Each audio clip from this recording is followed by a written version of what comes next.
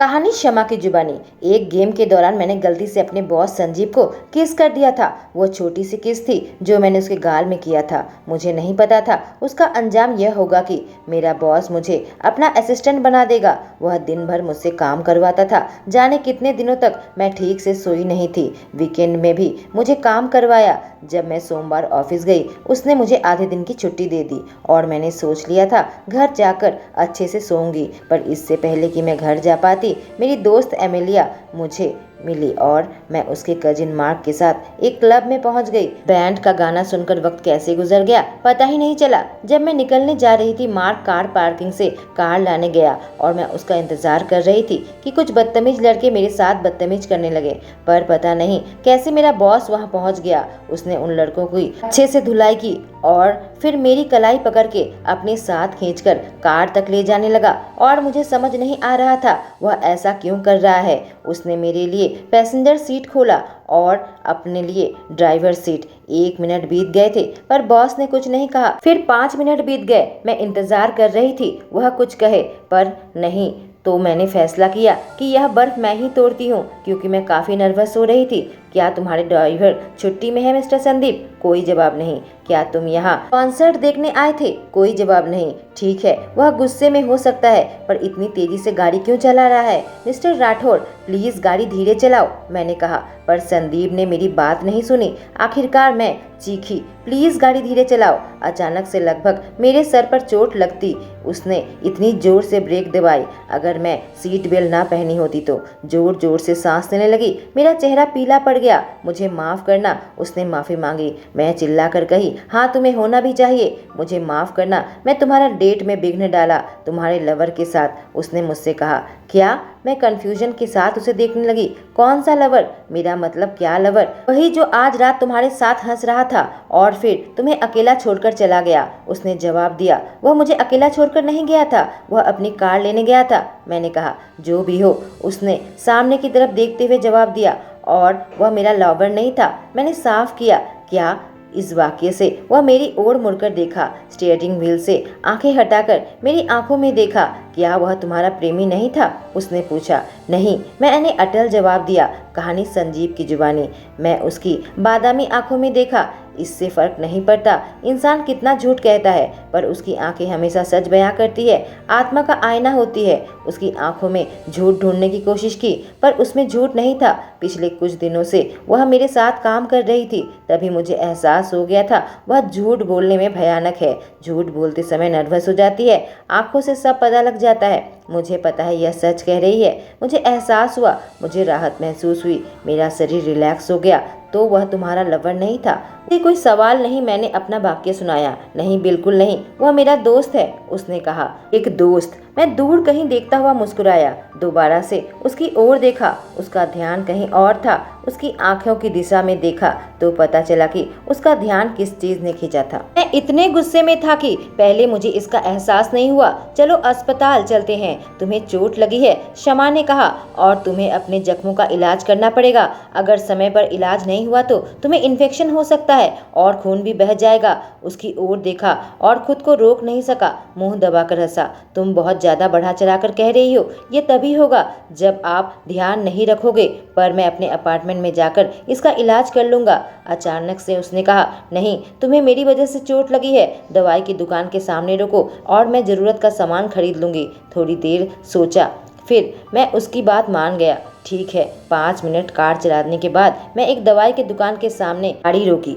मैं धैर्यपूर्वक उसके वापस आने का इंतजार कर रहा था। आखिरी बार कब मैं किसी औरत की बात सुनी थी। उसने जो कहा वह किया था और उसका इस तरह से इंतजार किया था कभी नहीं। यह जवाब मेरे मन से निकला जिससे मैं त्योरी चढ़ाई। तभी देखा वह मेडिकल का सामान लेकर दरवाजे के अंदर आई। वह मेरी तरफ घूम गई। अपना हाथ दिखाओ। बिना 2 बार सोचे मैं उसकी ओर अपना हाथ बढ़ा दिया। मैं उसके मुलायम हथेली को महसूस कर सकता था, बस जख्म को साफ करने का काम ही कर रही थी। उसकी ओर देखा और एक अद्भुत सा एहसास हुआ। उसके इस छोटे से काम में मैं कांपने क्यों लगा? अतीत के कुछ खराब अनुभव की वजह से मैंने फैसला किया था कि विपरीत लिंग वाले किसी पर भी यकीन नहीं करूंगा। वह बस झूठ कहते हैं, आपके पैसों का इस्तेमाल करते हैं और उन्हें जो चाहिए पाने के लिए झूठ कहते ही जाते हैं। आखिर में आप धोखे के दर्द और पीड़े से जूझते हैं। तो क्या मैं इस लड़की पर विश्वास करने लगा हूँ? मैंने उसे अपना असिस्टेंट क्यों बनाया? इस पर सच में विश्वास किया जा सकता है? मैं अपना दिमाग पर जोर डालने लगा ताकि जवाब ढूंढ पाऊँ। शायद यह लड़की काफ़ी मेहनती और बुद्धिमान है, इसलिए उसने कहा यह हो गया और मेरे हाथ में पट्टी बंधी थी। मैंने कहा अपना पता दो, मैं तुम्हें ड्रॉप कर देता हूँ। उसने अपना पता बता दिया। मैं गाड़ी चलाने लगा पर कई तरह के सवाल मुझे परेशान कर रहे थे। इतना गुस्सा क्यों हो गया था जब मैं उसे किसी दूसरे आदमी के साथ देखा? मैं खुद भी कोई वर्जिन नहीं हूँ, पर 5 महीने से मैं औरतों से दूर हूँ। किसी लड़की के पास आने से रोक लिया है और अभी सिर्फ अपने बिजनेस में ध्यान दे रहा हूँ। जब से औरत से खुद को दूर किया है, उनका हल्का सा स्पर्श भी बर्दाश्त नहीं कर पाता। फिर मैंने अपना हाथ अपनी मर्जी से उसके हाथ में क्यों रख दिया? मैंने ब्रेक लगाई जब हम अपने मंजिल पर पहुंच गए थे और उस लड़की को देखने लगा जो मेरे दिमाग में इन उलझनों की वजह थी। लड़की जो मेरे दिमाग में खिचड़ी पका रखी थी,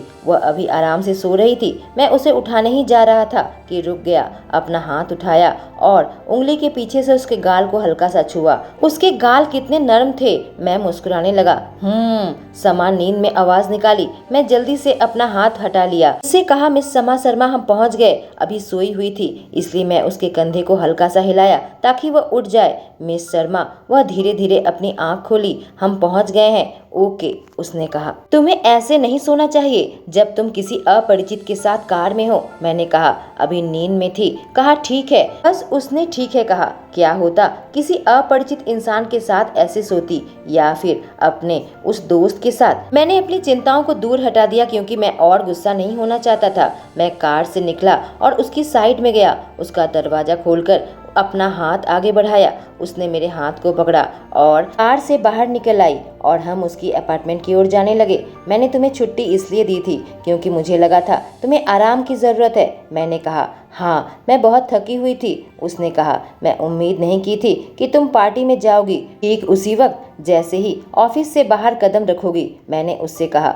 वह अपने रास्ते में ही रुक गई और मुझे देखने लगी। उसकी आंखों में नींद थी। काफ़ी क्यूट लग रही थी। उसने अपने होठों को सिकोड़ा, पाउट कर रही थी जैसे कि गुस्से में हो, पर उसकी आंखों में इतनी नींद थी फिर भी वह सही तरीके से वाक्य बनाया। ऐसा नहीं था कि मैं पार्टी चाहती थी, बल्कि मुझे पार्टी में घसीटा गया था। एक पल तो लग रहा था कि मैं बरसों से नहीं सोई हूँ। मेरे होठ ऊपर की तरह उठी। क्या तुम चाहती हो मैं तुम्हारे रूम तक तुम्हारा साथ चलूं? मैंने पूछा। नहीं। अचानक से उसकी नींद में डूबी हुई आंखें बड़ी बड़ी हो गई। मैं मैनेज कर लूंगी। गुड नाइट, उसने कहा। इतना कहते हुए लगभग दौड़ती हुई अपने अपार्टमेंट की ओर गई। इसने अभी नहीं कहा क्या? यह औरत भी है। औरतें मेरा ध्यान खींचने के लिए मरती है और उसने ऐसे मुझे इनकार कर दिया। पर मैं गुस्सा नहीं हूँ। गुस्सा क्यों हूँ? मैं खड़ा खड़ा देखता रहा जब तक वह अपने अपार्टमेंट के अंदर चली नहीं गई और फिर मैं अपने घर चला गया। कहानी शमा की जुबानी। अगले दिन मैं ऑफिस में बैठी कंप्यूटर स्क्रीन में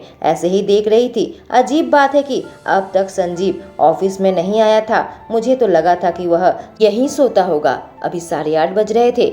मैं आज जल्दी उठ गई थी, शायद इसलिए कि कल रात में जल्दी सो गई थी। संजीव राठौर ने मेरी नींद खराब कर दी थी क्योंकि उसकी आंखें हर रात मुझे अपने सपने में नजर आती थी। रात के लिए मुझे संजीव को किस तरह से शुक्रिया अदा करना चाहिए। मेरी तरफ बिना देखे ही वह अपने कमरे में चला गया। मैं पीछे पीछे उसकी कॉफी लेकर उसके कमरे तक पहुंची। गुड मॉर्निंग मिस्टर राठौर, मैंने कहा। उसने कहा गुड मॉर्निंग। मैंने गहरी सांस ली और वह थैंक यू स्पीच उसे देना चाहती थी जो मैंने तैयार किया था। एक शब्द मुझे याद नहीं था। उसने अपने हाथों से अपने बालों को ब्रश किया। इतना सेक्सी लग रहा था। मिस समा, मुझे कुछ कहना चाहती हो? वह मेरी ओर देखकर पूछा। मैंने कहा हाँ, और मैं यह तभी कर पाऊंगी जब तुम मेरे सामने इतने हैंडसम नहीं लगोगे। तो फिर बोलो, उसने कहा। मेरी निगाहें उसके हाथ के बैंडेज पर गई जो कि थोड़ी गीली लग रही थी। तुम्हें बैंडेज चेंज करने की ज़रूरत है, मैं इतना कह पाई। मैं अभी बिजी हूँ, बाद में कर लूँगा, उसने कहा। मेरे पास कल का बैंडेज अभी भी रखा हुआ है। इतना कहते हुए मैं कमरे से बाहर निकल आई और बैंडेज लेकर वापस उसके कमरे में गई। मैंने कहा, मिस्टर राठौर, अपना हाथ दिखाओ। उसने कहा, ठीक है। फिर अपना हाथ मेरी ओर बढ़ाया। मैंने देखा कि उसका जख्म गहरा था। सारा कुछ करने के बाद मैंने कहा, इसे 2 बार और चेंज कर लेना और फिर खुला छोड़ देना। मैं अपनी सीट में वापस आई। मुझे लगा, क्या मैं कुछ जरूरी चीज भूल गई हूँ? आखिर याद आया कि मैं उसे थैंक यू कहना भूल गई। बार बार यूं जाना सही नहीं रहेगा। मैंने सोचा उसे कोई गिफ्ट दिया जाए, उसके पास तो सब कुछ है। मैं गूगल करने लगी, तभी एक रुमाल ने मेरा ध्यान खींचा जो मॉडल के पॉकेट में था। मेरा चेहरा खुशी से खिल उठा। मैंने अपना फैसला ले लिया था कि इसके लिए कुछ ऐसा ही गिफ्ट करूंगी। दिन में थोड़ी जल्दी ही निकल गई थी, इसलिए मैंने एक सादा सा रुमाल खरीद लिया था। जब घर पहुंची तो मैं सुई धागा ढूंढने लगी। मेरी माँ ने पैक करके भेजा था। आखिरकार इसका काम आ जाने वाला है। और फिर मैंने उस पर एक डिजाइन बनाया, उसके नाम का शुरू का अक्षर।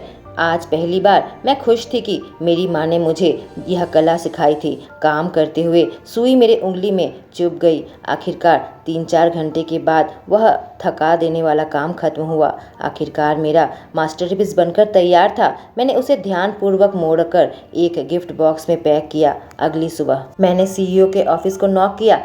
आवाज़ आई, अंदर आ जाओ। मैं उसके कॉफ़ी टेबल पर रखी और जब मेरा उसका हाथ पर ध्यान गया तो उसने अपना बैंडेज बदल लिया था। मैं वह गिफ्ट बॉक्स टेबल में रखी और हल्के से उसकी ओर खिसका दिया। उस दिन तुमने मेरी मदद की थी, पर मैं ठीक से तुम्हारा शुक्रिया अदा नहीं कर पाई थी। यह तुम्हारे लिए है। मैं अजीब तरीके से मुस्कुराई। वह बॉक्स को हाथ में लिया और मैं सोचने लगी, इसे खोलेगा भी या नहीं। यह कोई बहुत बड़ी चीज़ नहीं है। मेरा मतलब, तुम्हारे पास तो सब कुछ है। अब लगने लगा काश मैं यह ना करके बस उसे थैंक यू कह देती। मुझे नहीं लगता वह इसे पसंद करेगा। मेरा मेहनत बेकार ही जाएगी। उसने धीरे से बॉक्स खोली और वह हैंकी हाथ में उठा ली। वह ध्यानपूर्वक देखा कि उसके नाम का इनिशियल मैंने उस पर बना रखी थी और फिर अपनी त्योरी चढ़ाई। यह लाल दाग क्या है? उसने पूछा। मैं झुककर देखी कि किस लाल दाग की बात कर रहा है। तो मुझे माफ़ करना, जब मैं कल इस रुमाल पर काम कर रही थी मेरे हाथ में सुई चुभ गई थी। शायद एक बूंद खून इसमें गिर गया हो। मुझे दो, मैं इसे वापस से धो दूंगी। नहीं, कोई बात नहीं। उससे पहले कि मैं उससे रुमाल वापस ले पाती, वह उसे मोड़ कर वापस बॉक्स में रख लिया और ड्रॉर के अंदर रख लिया। फिर वह मेरी तरफ देखा, कहा, ठीक है, तुम जा सकती हो। कुछ फाइल है जिसमें मुझे काम करनी है। उसके चेहरे का भाव पढ़ नहीं पा रही थी। थोड़ी देर उसकी ओर देखी और फिर कमरे से बाहर निकल आई। हल्का सा दरवाजा बंद किया और अब मैं गुस्से से जल रही थी। क्या सच में मैंने ऐसा नहीं सोचा था? मेरी मेहनत को देखने की जगह पर उसमें खून का धब्बा देखा। एक नंबर का बेवकूफ़ है। वह खून के धब्बे को ना देखकर मेरी तारीफ भी तो कर सकता था। नहीं नहीं, उससे बड़ी बेवकूफ़ तो मैं हूँ।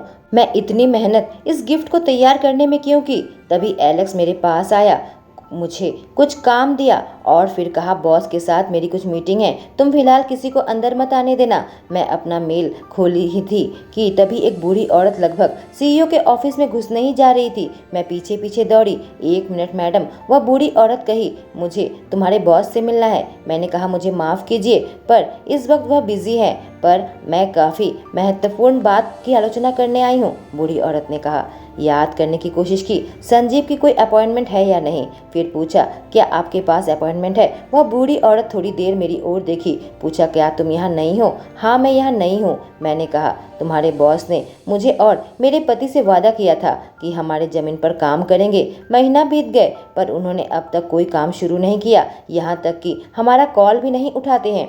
उसने हमारे साथ चीट किया है। वह औरत कही, मुझे माफ़ कीजिएगा, मुझे इस बारे में ज़रा भी पता नहीं। शायद मैं उसके बाद ज्वाइन की। मैंने कहा, जरूर कोई गलतफहमी हुई होगी। कैसा रहेगा, आप थोड़ी देर इंतजार करें, जैसे ही वो फ्री हो जाते हैं मैं बॉस से पूछूंगी कि आपको समय दे। वह औरत थोड़ी उदास हो गई। कहा, अच्छी बात है। औरत के लिए कॉफ़ी बनाकर दी। क्या तुम इस बूढ़ी औरत को थोड़ा साथ दोगी? उसने पूछा। मैंने कहा, हाँ जरूर। वह औरत मेरे बॉस के बारे में पूछने लगी। मैं बताने लगी। उसने पूछा, क्या उसकी कोई गर्लफ्रेंड है? मैंने कहा, मुझे नहीं लगता। बूढ़ी औरत सर हिलाते हुए कही, मुझे लगता है लड़कियां उसे पसंद नहीं करती। मैं हंसने लगी। कहा, मुझे उसका ठीक उल्टा लगता है। जहाँ तक मुझे पता है इस बिल्डिंग की लड़कियां उसे पसंद करती है। पता नहीं मैं इस औरत के साथ गुटरगुड़ करने क्यों बैठ गई। क्या तुम भी उसे पसंद करती हो? उसने पूछा। मैं ब्लश करने लगी, फिर खुद का बचाव करते हुए कहा, नहीं नहीं, ऐसा नहीं है। पर क्यों नहीं? मेरा मतलब वो देखने में अच्छा है, अमीर है, इतना सफल है, उस बूढ़ी औरत ने पूछा। मैंने कहा, लेकिन वो थोड़ा ज़्यादा अकड़ू और घमंडी है और काफ़ी ठंडा भी। उसे हर काम में परफेक्शन चाहिए। थोड़ी भी गलती हो जाती है तो बार बार करवाता है। अब मेरे दिल में जो बात थी मैंने उसे कहने लगी थी। पता नहीं क्यों औरत मुंह दबाकर हंसने लगी।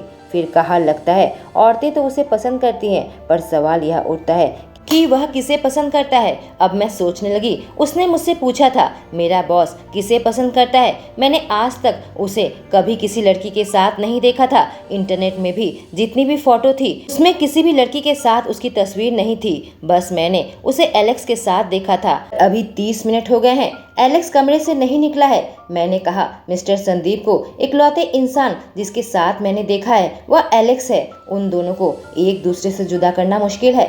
एलेक्स जानता है कि उसे कैसे हैंडल करना है। बूढ़ी औरत की तरफ देखा तो वह बिल्कुल फीकी पड़ गई थी। उम्मीद करती हूँ मेरे मन की बात उसने नहीं सुनी होगी। तुम्हें क्या लगता है? वह एक बूढ़ी औरत अटक गई। एक गे है। मैंने उसके वाक्य को पूरा किया। औरत को देखकर ऐसा लगा उसकी दुनिया खत्म होने को है। मैंने कहा, मैडम इस बारे में भूल जाए। किसी की निजी जिंदगी के बारे में आलोचना करना ठीक नहीं है। वह उनका व्यक्तिगत मामला है।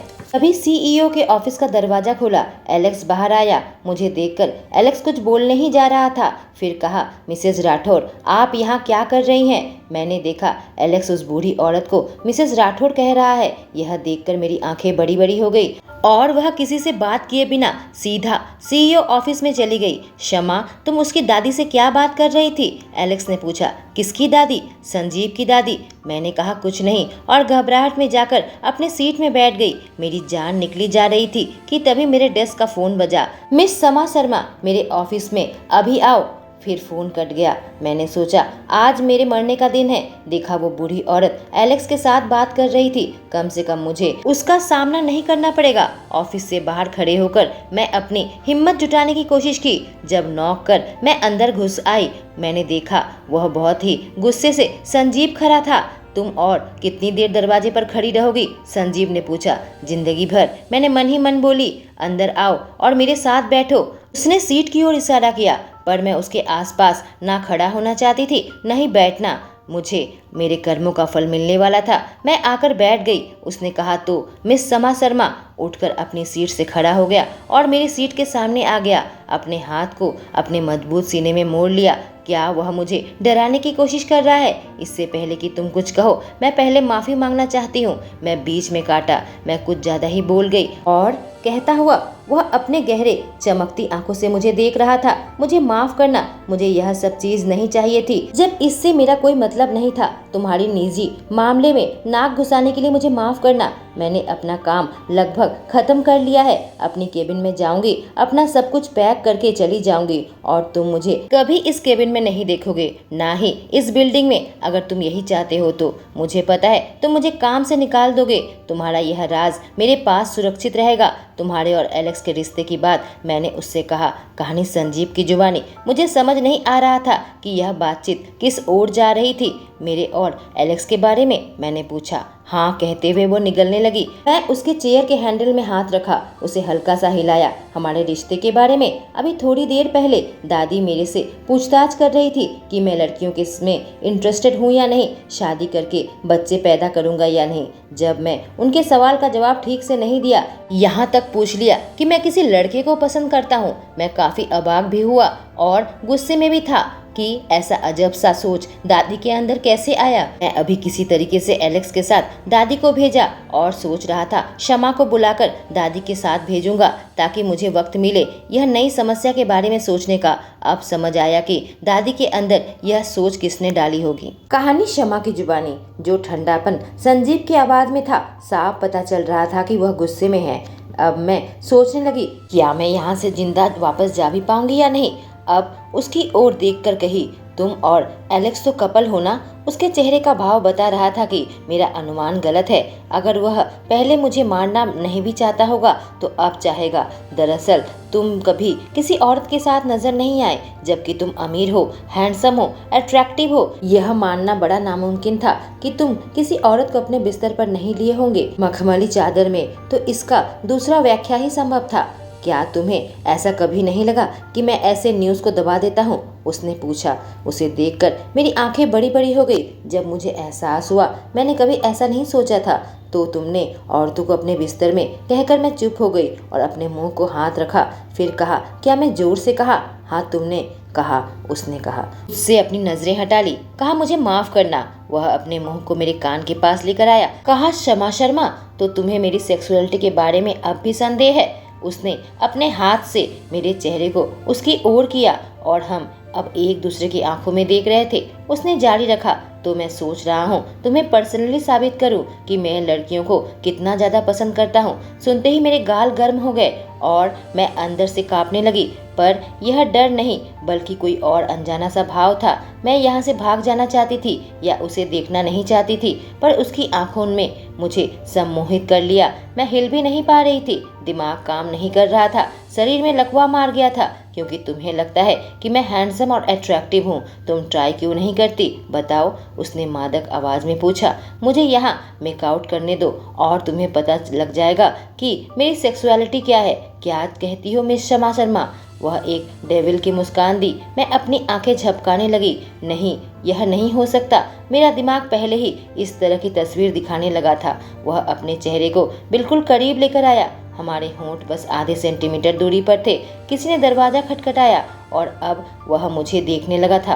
पहले वह कातिलाना लग रहा था, पर अब उसकी आंखें पिघल गई थी। जैसे फिर से दरवाजा नॉक हुआ और अब संजीव आकर दरवाजा खोला। हाँ दादी, और उसके साथ वह दादी के साथ निकल गया। और तब जाकर मुझे एहसास हुआ मेरा दिल सीने में बेहद तेजी से दौड़ रहा था, जैसे मैराथन दौड़ कर आई हूँ। शमा, एलेक्स की आवाज़ आई। मैंने पूछा, हाँ बताओ, तुमने दादी से क्या बात की? बड़ी अजीब अजीब तरीके से सवाल पूछ रही थी आज। मैंने कहा, कुछ नहीं। क्या संजीव आज वापस आएगा? उसने कहा, नहीं, वह नहीं आएगा। सोचने लगी कि फिर मैं गड़बड़ कर दिया। पहले वह किस और अब उसकी दादी से यह सारी बातचीत, सब कुछ बहुत ज़्यादा उलझ गया है। समझ नहीं आ रहा था कि मैं क्या करूं। तभी दरवाजे पर दस्तक हुई, पर मैंने तो अभी कुछ ऑर्डर नहीं किया। जब दरवाजा खोली तो एलेक्स सामने खड़ा था। क्षमा, मैं हूँ, दरवाजा खोलो। अब मैं क्या करूं? क्या मैं दरवाजा खोलूं? मैं ऐसे किसी शख्स के लिए दरवाजा नहीं खोलना चाहती थी जो संजीव से जुड़ा हुआ था। आखिरकार गहरी सांस लेकर जब दरवाजा खोली, मैंने पूछा, एलेक्स, तुम यहाँ क्या लेकर आए हो? तभी सामने संजीव को खड़ा पाया। आंखें बड़ी बड़ी हो गई। कहा, दरवाजा खोलो जब तक हम प्यार से पूछ रहे हैं। कुछ मिनट बाद हम दोनों लिविंग रूम में बैठे हुए थे, मैं और संजीव आमने सामने और एलेक्स साइड में बैठा था। संजीव बहुत गुस्से में लग रहा था। उसकी नीली हरी आंखें जल रही थी। मेरे हाथ से पसीने छूटने लगे। सर झुकाए चुपचाप बैठी थी, जैसे कोई बच्चा हो, कोई शरारत करती हुई पकड़ी गई हूँ। पूरे 5 मिनट हो गए थे, किसी ने कुछ नहीं कहा था। गाइस, क्या हम ऐसे ही बैठने वाले हैं? आखिरकार एलेक्स ने चुप्पी तोड़ी। जाओ, जाकर मेरा इंतजार करो, मैं कुछ देर में आता हूँ, संजीव ने कहा। क्या तुम्हारा कुछ मिनट में हो जाएगा? एलेक्स ने पूछा, जिसमें मैं त्योरी चढ़ाई। इसके कहने का मतलब क्या है? एलेक्स, एक ही बात को दोहराने में मुझे मजबूर मत करो, उसने कहा। अच्छा ठीक है, मैं जा रहा हूँ, कहकर एलेक्स खड़ा हो गया। पर जल्दी करना, कहकर उसने संजीव को आंख मारी। और अब हम दोनों ही घर पर रह गए थे, आमने सामने बैठे थे और बिल्कुल खामोशी थी। कब तक मैं ऐसे बैठूं? आखिरकार मैंने गला साफ किया। पूछा, मिस्टर राठौर, मैं आपकी क्या मदद कर सकती हूँ? बिल्कुल बिजनेस टोन में पूछा, जैसे कंपनी में बात करती हूँ। उसने अपनी गर्दन को टेढ़ी की और पूछा, क्या तुम्हें लगता है तुम मेरी मदद कर पाओगी? मिस शमा शर्मा, सवाल को टालते हुए मैंने पूछा, कॉफी लोगे? कोई जवाब नहीं। चाय लोगे? कोई जवाब नहीं। तो फिर कोल्ड ड्रिंक्स, पानी? फिर भी कोई जवाब नहीं। मन किया पूछो, जहर लोगे? मैं तुम्हारे यहाँ खाने पीने के लिए नहीं आया हूँ मिस शर्मा, उसने जवाब दिया। अब मैं चुपचाप सर झुकाकर बैठी थी। अचानक देखा कि उसका ध्यान किसी और चीज पर था, मेरी डायरी पर। इस डायरी में मैं अपनी कहानी लिखती हूँ, जहाँ हृदयहीन बिलियनियर बिजनेसमैन के बारे में आज ही लिखा है, जो बिना सोचे समझे किसी को भी नौकरी से निकाल देता है। मैं कूदकर डायरी के पास पहुंचने गई, लेकिन एक गलत कदम और मैं संजीव की गोद में आकर गिरी। उठने की कोशिश करने लगी पर असफल हो गई और अब उसकी नीली हरी आंखें मेरे भूरे आंखों में टिकी। जैसे लगा सब कुछ थम गया हो। मैं उठने की कोशिश की, किसी का हाथ मेरे कमर में आया और मुझे रोक लिया। मिस्टर राठौर, क्या आपको नहीं पता कि किसी की डायरी पढ़ना गलत है? अच्छा, तो तुम कह रही हो यह डायरी है जिसमें बुराई है। एक नौजवान बिलियनियर बिजनेसमैन जो कि निर्दयी है, अपने लोगों को काम से निकालता है, हृदयहीन राक्षस और लड़कियों में इंटरेस्ट नहीं लेता। उसने अपनी एक भौं ऊंची की। आप गलत समझ रहे हैं, यह एक कहानी है जो मेरी फ्रेंड लिख रही है। शमा शर्मा, मैं इतना बेवकूफ़ नहीं हूँ। मुझे पता है यह तुम्हारी हैंडराइटिंग है। मैं चुप हो गई तो उसने कहा, मुझे पता नहीं तुम्हारे पास ये अनोखा आइडिया कहाँ से आया कि मुझे औरतों में इंटरेस्ट नहीं है, पर मैं खूबसूरत औरत में इंटरेस्टेड हूँ। यह बात मैं तुमसे कह सकता हूँ। अब मैं तुम्हें निराश नहीं करूँगा, उसने कहा और मेरे शरीर में सिहरन सी उठने लगी। मैं उसके पकड़ से छूटने की कोशिश करने लगी। कहा, क्या ये गैर कानूनी नहीं है अपने एम्प्लॉय के घर पर सूरज ढलने के बाद आना? उसने पूछा। अच्छा, कौन से देश में? क्योंकि जहाँ तक मुझे पता है हमारे देश में ऐसा कोई कानून नहीं है। मैं डरते हुए पूछी, क्या आप मुझे नौकरी से निकाल दोगे? उसने कहा, क्या तुम्हें लगता है इतनी आसानी से मैं तुम्हें जाने दूंगा? मेरे शरीर का सारा खून बह गया। क्या वह दोस्तों संजीव शर्मा को इतनी आसानी से नहीं छोड़ने वाला? क्या करेगा वो? जानने के लिए कहानी में मेरे साथ बने रहें। Thank you.